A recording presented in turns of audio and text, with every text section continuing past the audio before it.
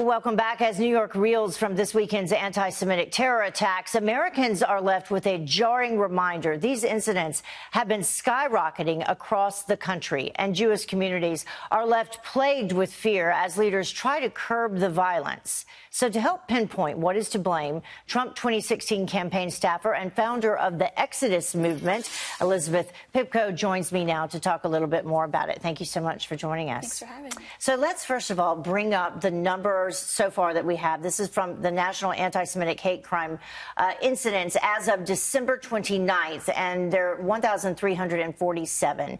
And one of the statistics I saw yesterday that we were discussing is that the amount of anti-Semitic attacks has actually increased 21% just over the past year. Why do you think that is? Right.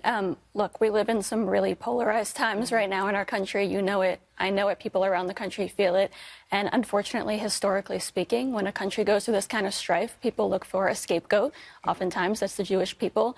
And it's really unfortunate that in the one country where I really thought genuinely that this kind of history would not repeat itself, it has. Yeah, and it's specifically important to you also due to some of your family history. Yeah, my whole family, my parents included, all came from the Soviet Union, literally just to escape the kind of anti-Semitism that I'm actually seeing with my own two eyes right now. Yeah, and talk to us a little bit about this group that you've organized. Yeah, so I started the Exodus movement earlier this year.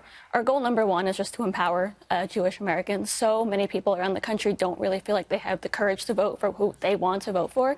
They feel like they're just kind of endowed to the Democratic Party, like a lot of other minority groups. We wanted to show them that there's another side, that there's another party that's supporting them. There's a president that's done amazing things for them and for Israel, and just to show them there's another option and to empower them. And I ask you about that because yesterday we heard a lot of blame being thrown around, specifically at President Trump from Mayor Bill de Blasio. Right. Look, there's always going to be blame thrown around. Unfortunately, people are literally getting stabbed in their own homes. So instead of throwing blame around, I wish people would come together and try to, come up with a solution before more people actually get hurt. Yeah, we can take a look also, and this really brings it home. We talked about the number of attacks that have happened.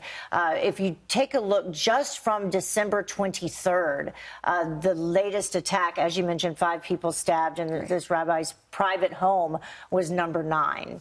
Right, and this was on Hanukkah also. So to look at, the Festival of Lights, what's supposed to be one of the happiest weeks of the year for Jewish people, to see an anti-Semitic attack happen almost every single day is honestly just traumatizing. Yeah, and the discrepancies in the reactions are also something else. You mentioned giving Democrats another option and making sure that they do know what this president stands for.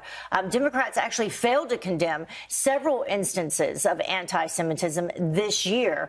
We can bring up just a couple of examples for people at home while you discuss it. We had one from Omar who said on Talib Omar on February 11th, it's all about the Benjamin's baby. Talking about Benjamin Ilhan Omar, talking about Benjamin Netanyahu, and then Rashida Tlaib on January 6th saying they forgot what country they represent. This is the U.S. where boycotting is a right. Yeah, look, this is the party of Truman and Kennedy, and it just seems like they've gone backwards. They forgot who supported them in the first place. They forgot everything that they stood for. They forgot the reason that people like my own parents came to this country, and they're just looking for a political agenda and forgetting so many people in the process.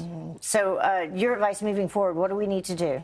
We need to come together, realize this is an actual emergency, and that if we don't stop, more people, not just Jews, are going to get hurt. Okay. And people can find you and your organization online? Yes, theexodusmovement.com. Okay. Thank you so much for joining us this morning. We appreciate it. Important topic.